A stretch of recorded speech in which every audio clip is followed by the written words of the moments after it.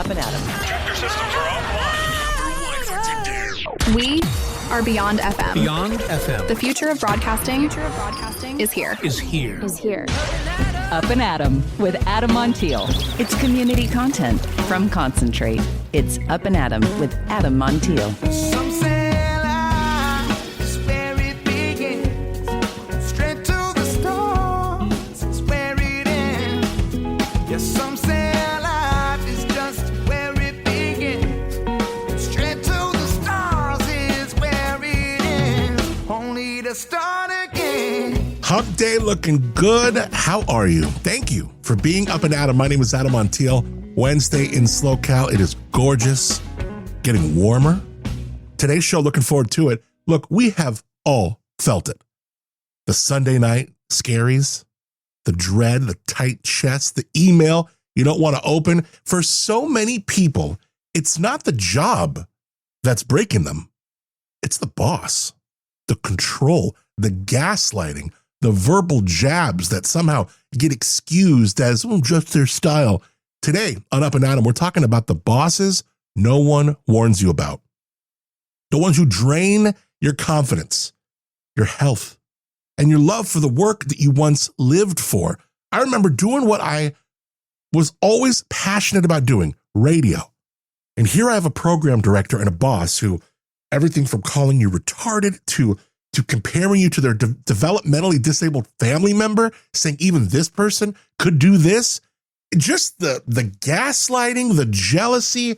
And look, when you work in an unconventional business like the entertainment industry or any one of these little niche things, it's not all HR designed. We would watch, I'll tell you this, we would watch those sexual harassment seminars and we would all laugh our ass off. Like, if you could only get a taste of what the jokes are in this bullpen, we would all be fired in a regular kind of office cubicle job, right? Well, look, these kinds of bosses are toxic. Later in the show, we're going to be sitting down with Dr. Laura Hambley Lovett. She's an organizational psychologist, author of the book, I Wish I'd Quit Sooner. She's going to break down the 8 types of toxic bosses, how to survive them without blowing up your career, what to say in the moment when you're being treated like trash, and how to know when it's time to walk away for good. If you've ever thought, is it just me? This conversation might change everything. Looking forward to it, coming up in just a couple minutes. All right. We talked about your January budget. It might be feeling a little tight after the holidays, but you know what? Your appetite, it is still living large, baby. San Luis Obispo bringing back Slow Restaurant Month. It is going on now in full effect all January long, year number 2.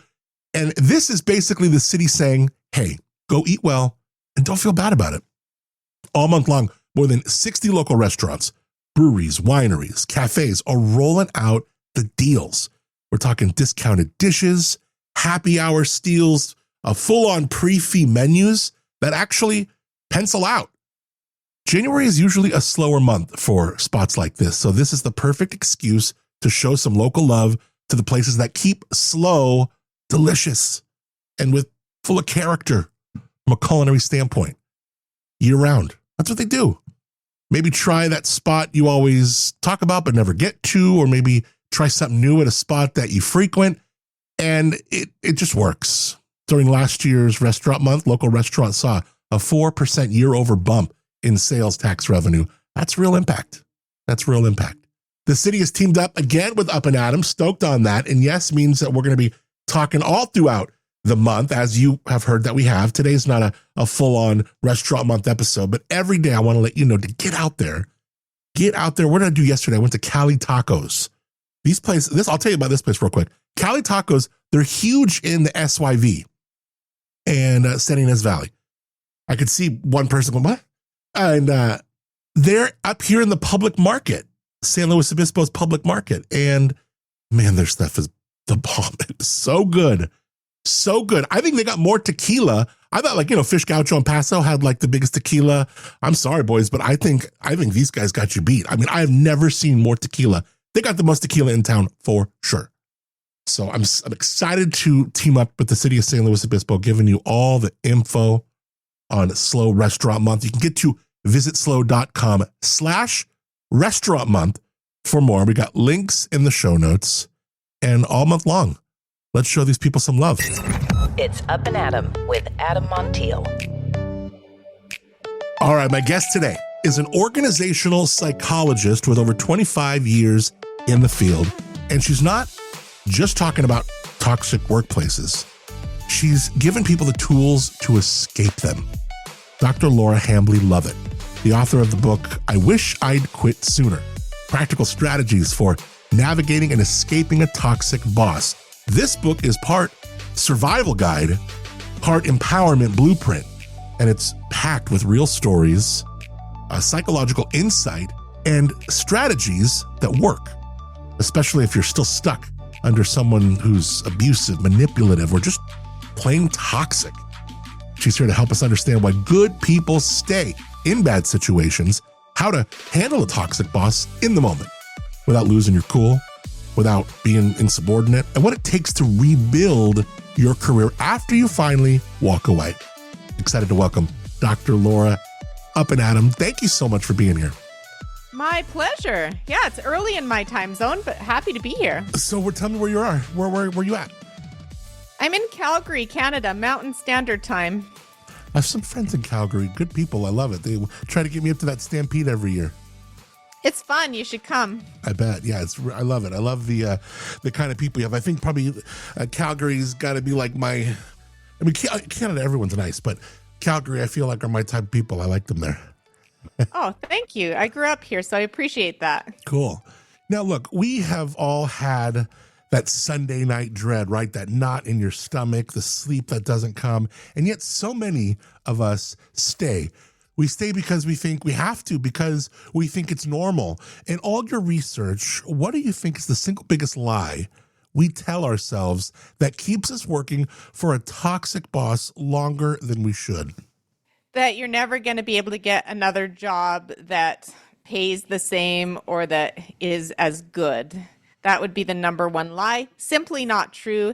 And my research participants across North America, that's the number one thing they said. I wish I'd quit sooner. And that's why I titled my book as such. Yeah. You mapped out 8 toxic boss personas, from the self-serving egomaniac to the gaslighter. All the names alone hit like a warning label, really. Which of those 8 personas do you think is the most toxic, the most dangerous, not just, to an employee's career, but to someone's mental health? Oh, I mean, all of them, but I'd say the gaslighter in particular is quite concerning. It's a very covert persona. So some of the personas are more overt. So overt means they're in your face, right? They're aggressive, bullying and harassing. And one of those is the abusive a-hole. So that's the obvious when you think of a toxic boss. The covert ones are more sneaky and silent, like a slippery snake in the grass, and you don't even know what's going on. And the gaslighter is like that in terms of they make you feel that you're losing your mind, that you're losing your memory, that you're forgetting. So, Adam, I told you that last week. Why didn't you do that? And you say, but you told me to do this. And they say, no, I didn't, Adam.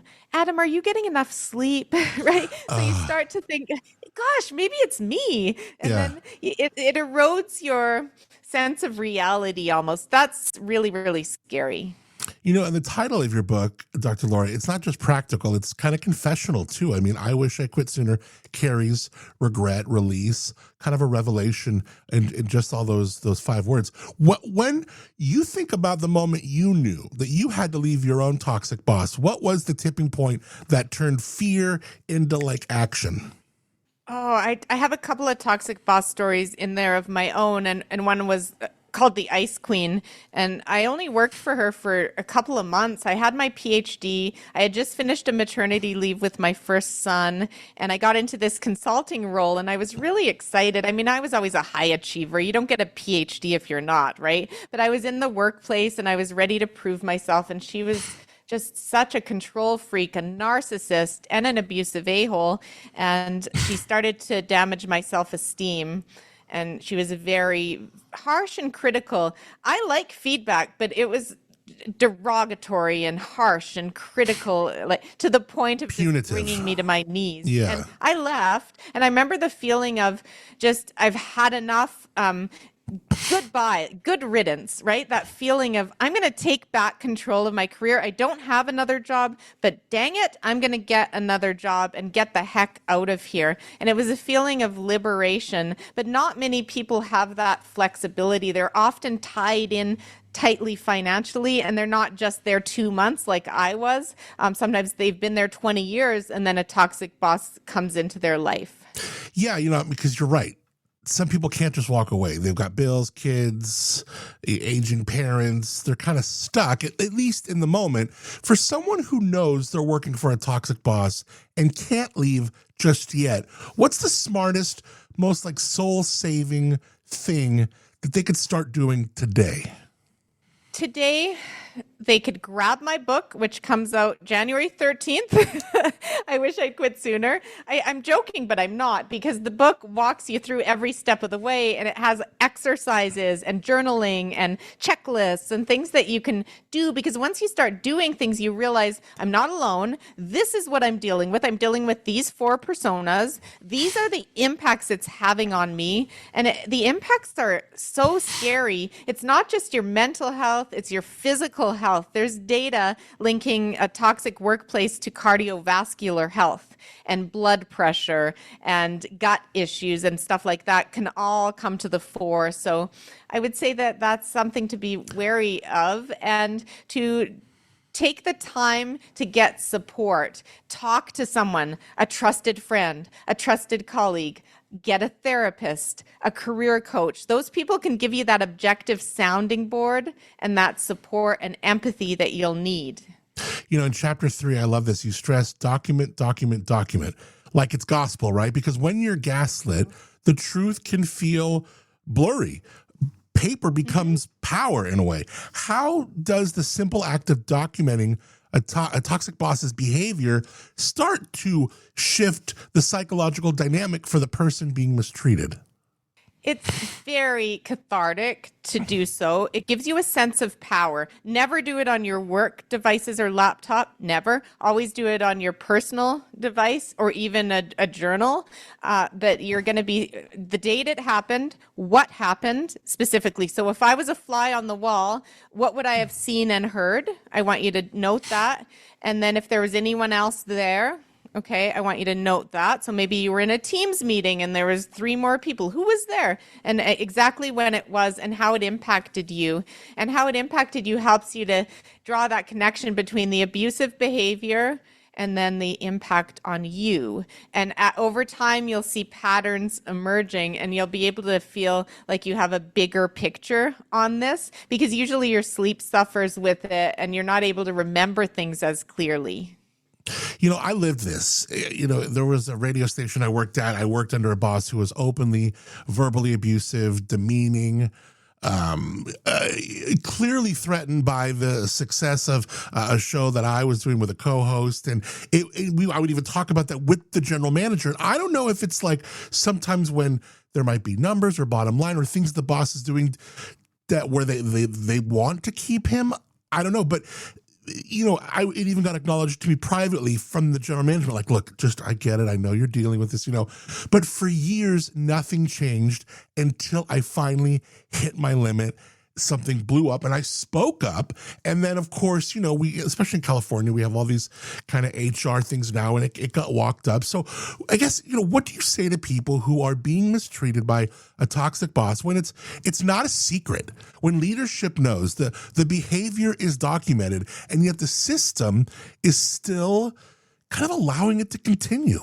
That's a really, really good question. And that is an organizational, systemic question. And I'm an organizational psychologist, so I'm into that. I'm into working with organizations on how you identify what's happening, how you get to the bottom of it, but more importantly, how you tighten up your hiring and promotion practices so that toxic bosses don't get put into people leadership roles. But the tricky part is if your CEO or your chair of the board or your executives are toxic, then the whole thing, how are you going to have a healthy workplace culture? You can't, because the toxicity is trickling down from the top. So it's not an easy issue, but I'm excited to tackle that. This book is not about that. It's about the human being who is impacted by it. The organizational systemic issue is something I'm totally excited to make a difference in.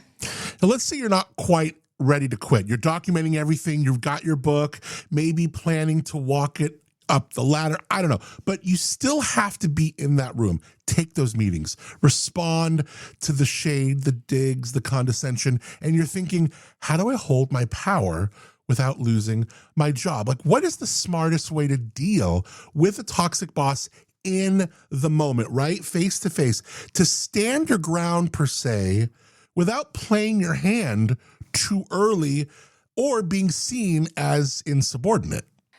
It's not easy. So if they're a narcissist, which quite a few of them are, to be honest with you, you got to just stroke their ego. You got to make their life easier. You've got to compliment them. It's all about them. It's not about you. And that's really, really hard to do, especially when they've been nasty to you. So I always say you just got to make their life easier. And my clients and my research participants, it's a struggle, but that's my advice. And my other advice is, if they're a truly toxic boss, you got to start making your good riddance date and make a strategic exit plan, an exit plan to get yourself out the door or into another role in the organization. But both of those things take time and energy. So you need an end goal, which is a good riddance state, and then you need to put the things in place. And the book gets at that. What do I need to do step by step? You ever seen the movie Half Baked? No. Okay, you got to check out a YouTube video when we get out of here. Half Baked is it's a funny movie. It's a stoner movie. The whole movie's about smoking weed, but it's got like Dave Chappelle, Jim Brewer. It's got some really Bob Saget, some big actors in it. Anyways, there's a scene in there where the guy's working, I think he's actually at a fast food place. And it's such a silly, quick scene, but it's so empowering because he gets mistreated and then he just turns around and all the people are lined up and he goes, "Still waiting on that heifer, Julio. Fuck you, fuck you, fuck you. You're cool. And fuck you, I'm out." I remember watching that scene like literally in the theater and people were just like, yes, like, because everyone can relate. Now, obviously not everyone's going to pop off like that. And I know you're from Calgary, you're Canadian, you're so sweet. You're probably just like shaking. No, but something, but something about that just assertion of something that is so long overdue. Now, I want to flip the script for a second. Let's say someone's in a leadership position, Dr. Laura, and if they're honest, they know they're a little bitchy. They're somewhat insecure, maybe a little controlling. They might have problems at home or other problems within their relationships that show them this. They might even be listening to this interview right now thinking, damn, some of this is hitting close to home in my leadership. What do you say to the leader who suspects they might be edging into toxic territory? How do they start to rein in their ego before their team starts quietly walking away? Self-insight. So asking the questions and being curious about how you are impacting people. And that's not easy because the ego needs to step aside so that you can hear what's going on. And you can get the feedback if you're open to getting the feedback. And some organizations make you do that through 360-degree feedback or survey data that comes back at you. But what I want to say is that data, that feedback is gold. Treat it like gold. It's a gift. It's a gift in a shiny package. And yeah, it'll sting sometimes. And you may have blind spots. We all do, where you say, oh my gosh, I didn't realize I was coming across like that. I feel terrible. But use that feeling of terrible to be better. Engage a coach, right? Coaching can be game-changing. Go read the books, listen to the podcasts. Where Work Meets Life, my podcast gets at that. How to be a great leader, how to have a healthy culture. Educate yourself on how this is done. And I'd say that's how you're going to improve, is step by step, and you'll never be done improving. It takes a whole career to become, a great leader, and you'll never stop improving as a great leader. Even the greatest leaders that I know are the most humble. They're all about, I don't think I'm a really great leader. It's the people who follow them that think that. Tell me more about your podcast. I'm really interested to learn more about what you're doing. Sure. I'm in year 6 of Where Work Meets Life, and it's on all the platforms, and it's quite powerful. It's Where Work Meets Life is topics at the intersection of work and life. So I talk about how to have a thriving organization and how to be a thriving human and fulfill your career, have a fulfilling career. And I get global guests, real experts across the world. And then myself, I talk about certain issues, like this toxic boss issue is one of them, but I talk a lot about burnout as well, and perfectionism, and the different issues of the day that I'm seeing. Well, it'd be fun to connect with you again. Is there a website that people can learn? And then I would love to connect with you again, maybe with another interview, another thing. And I really enjoyed this chat. What's a good way to get a hold of you? Sure, it's DRLAURA, so Dr. Laura, all as one word, .live, LIVE, and you'll see there's a tab called books, there's a tab called podcasts, and I'm a speaker. I love speaking to audiences, and I really want to shine a light on work can be better, and we don't have to put up with toxic bosses. And is there a connect tab where I can connect with you privately and perhaps get you on the show again? Oh, yeah. There's a connect tab that reaches me and my team. Great. And this is the week of launching the book. So very exciting. And the book is on Audible as well. Great. I narrated it on Audible because I really wanted people to have almost a coaching experience. I work a lot one-on-one with people around the world, but I also have this book as a coaching experience with exercises and a workbook and all the things that you need to really get to the bottom of your toxic boss situation. Was reading the book was that a tedious voiceover kind of session? How does that work? It was tedious for sure, but it was fun. I had some good laughs. I had a great sound producer who would say, "Laura, you missed that word," or right. It's frustrating because you have to go back and forth and back and forth. But it turned out well. I spoke with passion and I made it interesting. You help people escape toxic bosses, but what about the inner voice we kind of inherit from them? The one that still maybe doubts, maybe still self-criticizes. What do we do when the toxic boss sometimes lives rent-free in our own self-talk? You're great at explaining things. Really, really good. So it's the saboteur in our heads, and that you can internalize that. And I always say they impact the confidence. Self-confidence is one of the biggest things they impact. And I've worked with even senior executives who are so talented and their confidence is impacted by a toxic boss. So I always help to get them back into a seated position, back into the driver's seat of their career, and learning that I'm not alone. This is not me. A toxic boss cannot steal all of your achievements. They cannot steal your identity and your values and who you are. You can get back in control and rebuild that confidence. And I've seen that, and I've helped a lot of people do that. And the book will definitely help that.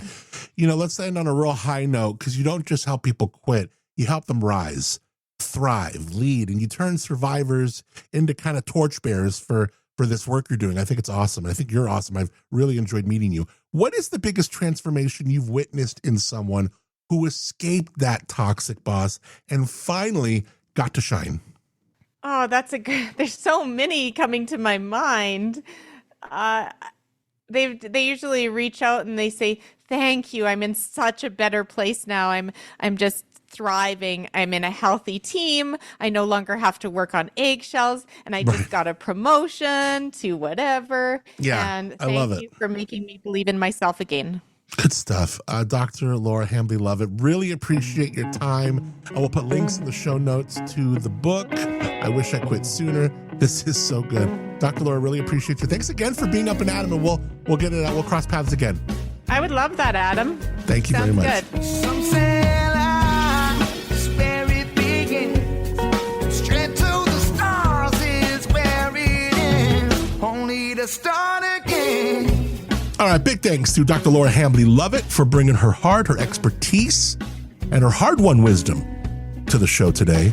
If you've ever found yourself under the thumb of a boss who drained your light like a vampire on your spirit, this conversation is a reminder you're not crazy and you're not alone. And you can take that power back. You can go to laurahambleylovett.com.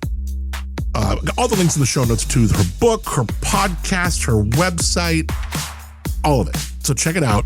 And I really appreciate her being Up and Adam. All right. This week continues to be more gorgeous and more beautiful.